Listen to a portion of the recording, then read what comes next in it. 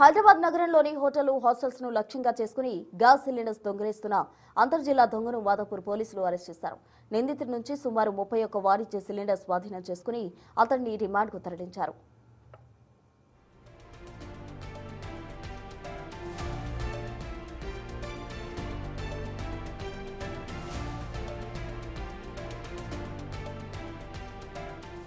సూర్యాపేట జిల్లాకు చెందిన సందీప్ కుమార్ రెడ్డి బాచుపల్లిలోని సాయినగర్లో నివాసం ఉంటున్నాడు. వృత్తిరీత్యా ఫుడ్ డెలివరీ బాయ్గా పనిచేస్తున్న సందీప్ ఆన్లైన్ బెట్టింగ్లకు బానిసయ్యారు. బెట్టింగ్లో పోగొట్టుకున్న డబ్బును సంపాదించడానికి విలాసవంతమైన జీవితానికి అలవాటు పడి దొంగతనాలు వృత్తిగా ఎంచుకున్నాడు.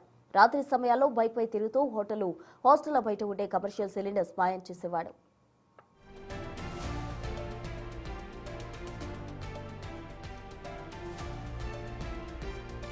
గత కొంతకాలంగా మాదాపూర్ పరిధిలో వరుస చోరీలు జరుగుతుండటంతో పోలీసులు ప్రత్యేక నిఘా పెట్టారు. ఘటనా స్థలంలోని సీసీటీవీ ఫుటేజ్లు సేకరించిన పోలీసులు నిందితుడి చిత్రాన్ని ఎంఎస్సీడీ ఫేస్ రికగ్నిషన్ సిస్టమ్ ద్వారా విశ్లేషించారు. ఈ క్రమంలో సందీప్ గతంలో కేబీహెచ్పీపీఎస్ పరిధిలో నమోదైన పాత నేరస్తుడిగా తేలింది.